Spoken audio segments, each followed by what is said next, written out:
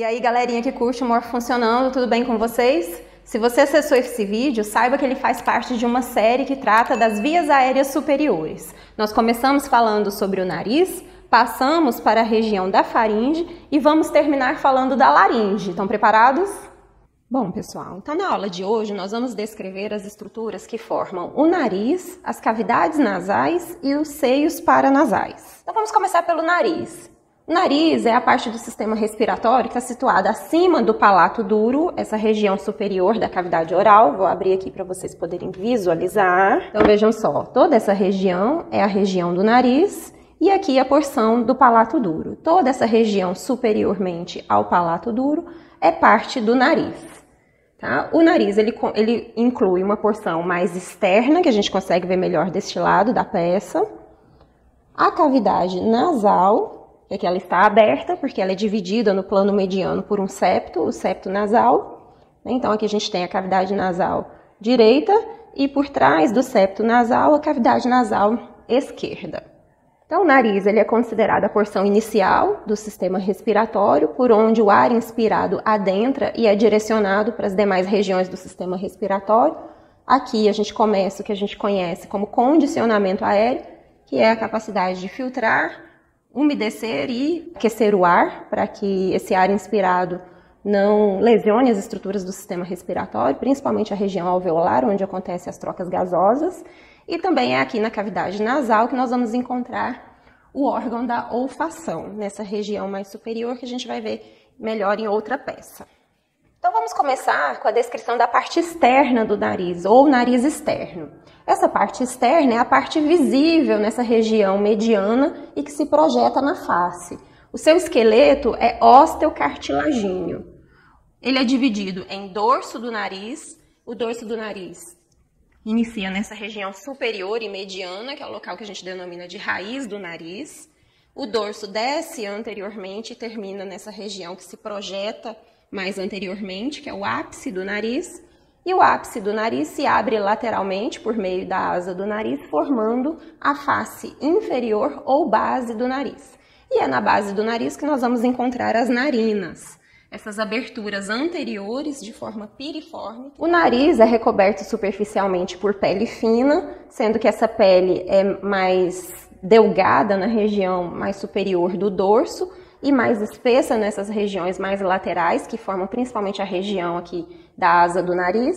Nessa região onde a gente vai ver que o nariz também é mais cartilagíneo, existem bastante glândulas sebáceas, e essa pele, ela se estende por dentro aqui das regiões das narinas, no local que a gente vai ver que é denominado de vestíbulo do nariz, onde a gente vai encontrar uma grande quantidade de pelos, denominados de vibriças.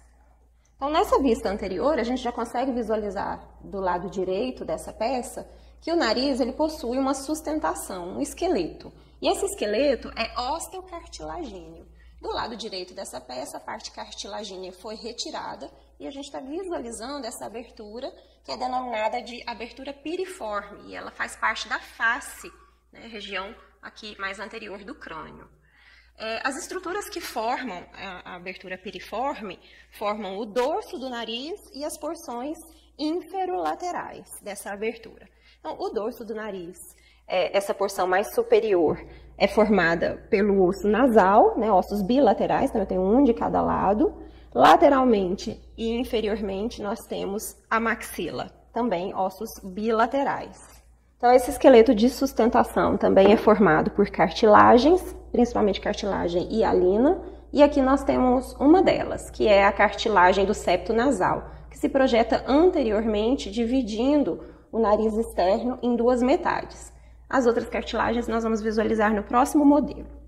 Aqui nós temos uma vista anterior de um corte sagital mediano, então a gente só tem metade do nariz externo nessa peça. Vou virar assim, essa vista lateral, para a gente visualizar as porções cartilagíneas do nariz externo. Observem, superiormente nós temos uma porção da cartilagem septal, que é a cartilagem que forma a porção mais anterior do septo nasal. Ela foi retirada aqui por conta do corte sagital mediano, a gente está vendo apenas essa porção do corte. Voltando aqui para a vista lateral, nós temos outras duas cartilagens que são bilaterais, então do outro lado elas também estão presentes. Aqui é a cartilagem lateral e aqui a cartilagem alar, que forma uma boa porção da asa do nariz. Essas cartilagens em forma de U, elas são livres e móveis e têm uma função de dilatar ou de estreitar as narinas quando há contração da musculatura que age sobre o nariz. Nessa peça de crânio, a gente consegue visualizar melhor os dois lados da abertura piriforme, que caracteriza uma boa parte do esqueleto que dá sustentação ao nariz. Observem também que a gente consegue visualizar a divisão mediana nessa região da abertura piriforme. Aqui nós já estamos no interior da cavidade nasal e aqui a gente tem o septo nasal. A gente também consegue visualizar por meio da abertura piriforme as conchas nasais, estruturas que são muito importantes para o direcionamento do ar ao longo das vias aéreas, principalmente nessa região da cavidade nasal, e já já a gente vai descrever essas estruturas. Então, voltando agora para este modelo, a gente tem uma vista anterior da região da cabeça e vamos falar um pouquinho sobre o septo nasal. Então, o septo nasal é a estrutura que divide exatamente na linha mediana a cavidade nasal em cavidade nasal direita e cavidade nasal esquerda, que a gente não está conseguindo ver, do outro lado, porque o septo nasal está tampando. Eu vou dividir a nossa peça aqui nesse corte sagital mediano e agora a gente consegue ver então que o septo nasal realmente divide a cavidade nasal ao meio, tá? Geralmente ele parte de estruturas medianas, porém ao longo do caminho ele pode ser um pouquinho torto, o que a gente conhece como desvio de septo, tá? E vejam que toda essa porção mais posterior do septo nasal é formada por estruturas ósseas, já a porção mais anterior é formada pela cartilagem do septo nasal que a gente descreveu anteriormente. Essa estrutura é formada basicamente por cartilagem hialina e ela se fixa formando articulações às estruturas ósseas mais posteriores. Essa porção mais inferior do septo nasal é formada pela lâmina perpendicular do osso vômer e a porção superior é formada pela lâmina perpendicular do osso etimoide. O etimoide ele se estende superiormente também, formando o teto da cavidade nasal, local por onde atravessam os neurônios olfatórios, formando aqui essa região da lâmina cribriforme. E desse outro lado da peça, a gente consegue visualizar também as conchas nasais superior e média, que também fazem parte do osso etimoide, formando parte da parede lateral da cavidade nasal.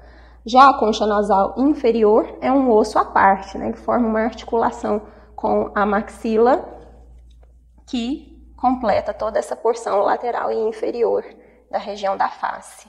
Vejam também aqui que com a presença do septo nasal, nós temos a formação dessa abertura posterior da cavidade nasal, que é denominado de coânus. Nós temos um coânus do lado esquerdo e um coânus, que aqui como não existe o septo nasal, o coânus está aberto, esse é o do lado direito. Então, terminada a descrição do septo nasal, vamos à descrição agora das cavidades nasais. Esse termo cavidade nasal se refere a toda a região da cavidade nasal ou a apenas um dos lados dessa cavidade. O termo fossa nasal já não é mais utilizado anatomicamente. Vocês podem encontrar, por exemplo, nos livros de histologia, porque aí se refere, então, a essa porção do nariz, que é a porção mais profunda ou mais interna do nariz. A entrada da cavidade nasal nós vimos que se dá anteriormente por meio das narinas, ok? E ela se abre posteriormente lá na porção nasal da faringe por meio dos coânos, um de cada lado. Então nós modificamos agora para este outro modelo, que também representa um corte sagital mediano nessa região aqui da cavidade nasal.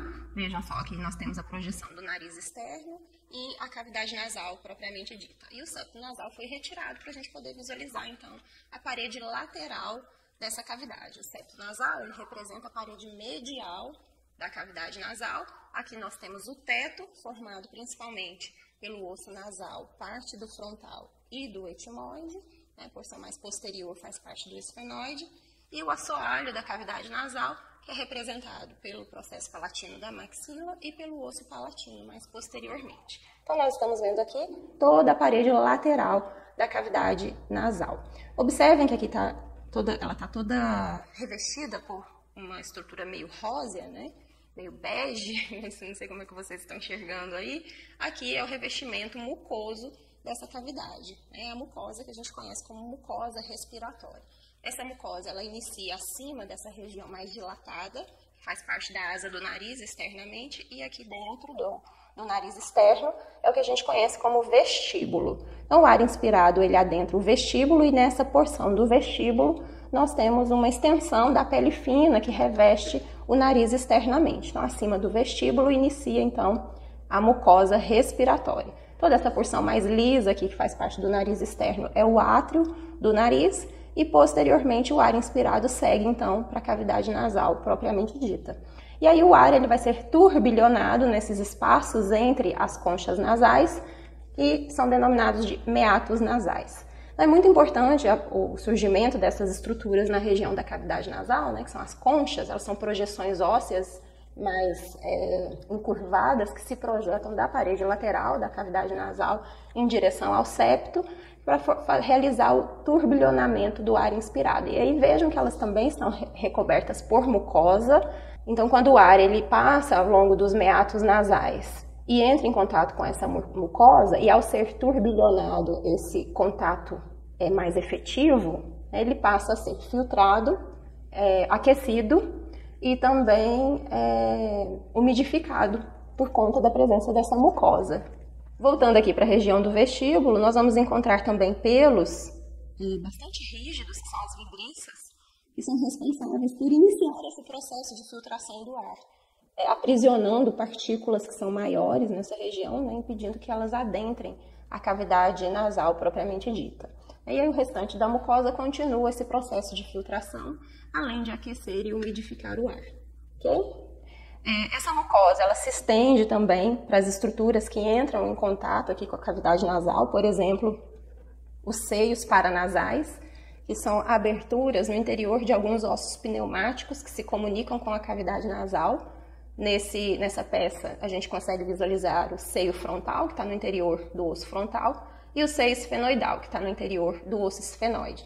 Em outra peça a gente vai ver também o seio maxilar e o seio etimoidal, que são caracterizados pelas células etimoidais, certo? Então, toda essa mucosa, ela ajuda, né, ela é extremamente importante para o condicionamento aéreo. A mucosa respiratória, ela se encontra nesses 2/3 inferiores aqui da região da cavidade nasal, sendo que no terço superior a mucosa ela é olfatória, ou seja, ela é modificada, pois contém o órgão periférico da olfação, que a gente já descreveu na aula sobre olfação. Então vejam que aqui nessa região da concha nasal superior, nós temos os neurônios olfatórios que se dirigem ao bulbo olfatório, dando origem à via da olfação. Então, toda essa região aqui da concha nasal superior e a porção superior do teto da cavidade nasal e a parte superior do septo nasal contém neurônios olfatórios. Então, aqui a gente vai encontrar o epitélio olfatório ou mucosa olfatória. No restante, nós teremos, então, mucosa respiratória, que tem toda aquela função de condicionamento aéreo. Posteriormente, nós vimos que a cavidade nasal se comunica com a porção nasal da faringe, e essa porção nasal da faringe também possui revestimento mucoso respiratório. Eu quero chamar a atenção novamente aqui para as conchas nasais, né, para vocês perceberem como elas são importantes nessa função de condicionamento aéreo, porque elas aumentam muito a superfície de contato com o ar inspirado, né, já que elas também estão revestidas por mucosa, aumentando a capacidade de filtração, aquecimento e umidificação do ar. E nós vamos ver que esse aumento da área de contato com o ar inspirado também é função dos seios paranasais, as próximas estruturas que nós vamos descrever. Então vamos agora à descrição dos seios paranasais. São cavidades repletas de ar que se comunicam com a cavidade nasal. Elas também são revestidas por mucosa respiratória e recebem o nome de seios paranasais por conta de se apresentarem ao redor da cavidade nasal. Então vamos ver quais são essas cavidades e quais as suas principais funções. Então, primeiramente, os seios paranasais, eles são nomeados de acordo com os ossos nos quais estão localizados. Então vejam só, aqui nós temos um corte sagital mediano do osso frontal e no seu interior uma cavidade revestida por mucosa respiratória. Então esse é o seio frontal. Nessa região nós temos o corpo do esfenoide e vejam que no seu interior uma outra cavidade. Esse é o seio esfenoidal. Se eu retirar as conchas nasais superior e média, nós vamos conseguir observar várias cavidades diminutas no interior do osso etimoide. esse é o seio etimoidal, que como são várias cavidades pequenininhas, são denominadas de células etimoidais. Nessa vista anterior, nós temos a região da maxila, e eu vou retirar essa porção da maxila e também do osso zigomático para a gente visualizar o maior dos seios paranasais, o seio maxilar. Só que como existem duas maxilas, então são seios bilaterais. Vejam que essa peça ela tem uma coloração diferente nos locais onde estão projetados os seios paranasais, no interior dos ossos onde eles estão localizados. Então, em amarelo, nós temos a projeção do seio maxilar. Nessa região medial da órbita, a projeção das células etimoidais. Anteriormente, na região do osso frontal, o seio frontal. E também, voltando lá no interior da órbita, nessa região que corresponde a uma porção do corpo do esfenóide, a projeção do seio esfenoidal. Então, são esses os 4 seios paranasais, ou conjuntos de seios paranasais que fazem parte do sistema respiratório. Então, como os seios paranasais eles são revestidos por mucosa e estão em contato com a cavidade nasal por meio de ductos, canais ou aberturas, então o ar inspirado vai adentrar essas regiões dos seios paranasais para ser adicionalmente filtrado, umidificado e aquecido. Então, os seios paranasais são áreas extras para realizar essa função de condicionamento aéreo. Uma outra característica dos seios paranasais é que eles não estão completamente formados ao nascimento. À medida que o bebezinho vai crescendo, vai desenvolvendo os ossos da face, é que essas cavidades começam a se formar. E é um dos motivos do porquê que a face se altera tanto à medida que o bebezinho vai se desenvolvendo. Além do crescimento, do surgimento dos dentes também. Mas uma boa parte também se deve ao desenvolvimento dos seios paranasais. Vamos começar falando sobre o seio frontal, que é a cavidade no interior do osso frontal. Apesar do osso frontal ser único, o seio frontal ele é dividido ao meio em seios bilaterais. Então, existe um seio frontal do lado direito e um seio frontal do lado esquerdo. Então, esse seio ele possui uma abertura na região do seu assoalho, posteriormente aqui ao osso nasal. E vejam que essa abertura... Eu vou retirar aqui as conchas nasais superior e média. Essa abertura, ela dá passagem para essa região aqui do meato nasal médio. Nesse local, cada seio frontal drena através do ducto fronto-nasal para o infundíbulo etimoidal, essa região mais anterior aqui da concha nasal média. E se abre nessa abertura bem larga, a gente consegue visualizar que existe uma fissura aqui, que é chamado de hiato semilunar do meato nasal médio. Ok? Semilunar por conta desse formato de meia-lua. Então, nessa vista anterior, eu volto aqui para a região da maxila, vou virar aqui de lado para a gente visualizar agora o seio maxilar. Lembrando que também são seios bilaterais, porque nós temos maxila dos dois lados. Esses são os maiores seios. Essa porção anterior aqui da maxila possui paredes bem finas e muitas vezes as raízes dos dentes do arco dental superior adentram essa região do assoalho do seio maxilar. A drenagem do seio maxilar é um pouquinho mais difícil, uma vez que a sua abertura, que é chamado ósteo maxilar, está localizado superiormente na cavidade do seio maxilar. Então, tudo que precisa ser drenado aqui do seio maxilar precisa subir contra a gravidade para adentrar o ósteo maxilar e ser liberado também lá no hiato semilunar, lá no meato nasal médio. Então, vamos agora aos seios esfenoidais, são os seios mais posteriores de todos os seios paranasais. Também são bilaterais, apesar do esfenóide ser um osso único, nós temos 2 seios, um de cada lado da linha mediana, com septo dividindo essas estruturas, a gente não consegue visualizar nesse corte, ok? Observe que superiormente ao seio esfenoidal nós já temos a abertura da cavidade craniana e nessa região superior, como se fosse o teto do seio esfenoidal, nós temos uma depressão onde se aloja a glândula hipófise. Essa região é denominada de cela turca. Então, isso faz com que haja uma certa relação anatômica entre o seio esfenoidal e a cela turca. Inclusive, existe uma grande importância clínica nessa relação entre essas duas estruturas. Anteriormente ao seio esfenoidal, nós vamos encontrar as células etimoidais, que já serão descritas. E vejam que nessa região mais superior nós temos a abertura do seio esfenoidal, que dá passagem, né, para todas as substâncias que são drenadas desse seio para essa região da cavidade nasal, que é o recesso esfenoetimoidal. E por fim, temos as células etimoidais, que em conjunto formam o seio etimoidal. Então aqui eu retirei as conchas nasais superior e média, e aí lateralmente a essas conchas a gente consegue visualizar de 3 a 18 pequenas cavidades no corpo do etimoide, de cada lado da linha mediana, ou seja, tem dos dois lados também. Okay? Esse conjunto de células, lateralmente, tem relação anatômica com a órbita. Então aqui nós teríamos apenas uma fina lâmina de tecido ósseo separando a órbita das células etimoidais, ok? Então aqui nós temos um conjunto de células etimoidais anteriores, células etimoidais posteriores, que se relacionam posteriormente com o seio esfenoidal, e entre esses dois conjuntos de células, as células etimoidais médias. Vejam que superiormente às células etimoidais, nós temos a lâmina cribriforme do etimoide, por onde atravessam os neurônios olfatórios em direção ao bulbo olfatório. Todas as células etimoidais drenam para a abertura que fica localizada no meato nasal superior. Nessa peça, agora nós temos um corte frontal da região da cabeça. Vejam só que nós temos a região das órbitas, os seios frontais, vejam que eles são bilaterais, o septo dividindo na linha mediana, né? E vejam que inferiormente nós temos a região da cavidade nasal.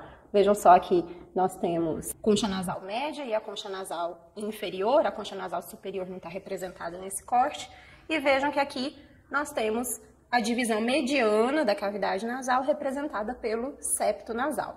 É esse daqui que pode, de vez em quando, apresentar alguns desvios, que é o que a gente conhece como desvio de septo. Nessas regiões laterais, a gente tem visualização dos seios maxilares. Então vejam que nós temos aqui, nas setinhas azuis, a representação do direcionamento do ar ao longo dos seios paranasais e da cavidade nasal.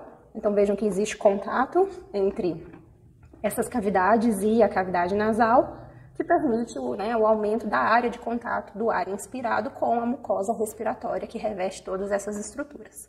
Do lado de cá desse modelo, nós temos a representação da inflamação dessa mucosa, que é o que a gente conhece como sinusite. Então vejam só, aqui essa mucosa ela está edemaciada, avermelhada, que seria o rubor, representando o aumento do fluxo sanguíneo para essa região, o que aumenta muito a produção das secreções por essa mucosa, né? Então a mucosa respiratória, ela produz muita secreção que é responsável, né, por auxiliar na filtração das partículas que vão adentrar essa região. Então, durante a inflamação, durante a sinusite, essas secreções aumentam muito de volume, né, e por conta do edema da mucosa, as passagens, né, as aberturas que ligam ou que comunicam os seios paranasais com a cavidade nasal podem ser obstruídas e fazer com que as secreções se acumulem no interior dos seios paranasais, o que aumenta a pressão nessas regiões, causa dor, né? A gente sente aquela sensação de peso na cabeça, tudo isso por conta, né, do acúmulo de secreções que não tem para onde ir, que seria a drenagem dessas secreções para a cavidade nasal. Então essa drenagem ela é obstruída e, consequentemente, há acúmulo de secreções nas cavidades dos seios paranasais. Então, como vocês podem ver, né, como os seios paranasais são contínuos com as cavidades nasais, muitas das infecções que adentram, né, que se disseminam pelas cavidades nasais, podem se estender para as regiões dos seios paranasais, causando inflamação e edema da mucosa e dor nesses locais, já que a mucosa é extremamente inervada. Então, só para a gente finalizar a descrição dos seios paranasais, eu gostaria de salientar que eles também são importantes. Além dessa função de condicionamento aéreo, por serem cavidades no interior do crânio, eles vão ser responsáveis por reduzir o peso do crânio, vão ser responsáveis também, né, por auxiliar na fonação quando o ar percorre o interior dessas câmaras, né? Então funcionam como câmaras de ressonância. Então os seios paranasais eles também têm outras importantes funções que não estão diretamente relacionadas com funções respiratórias.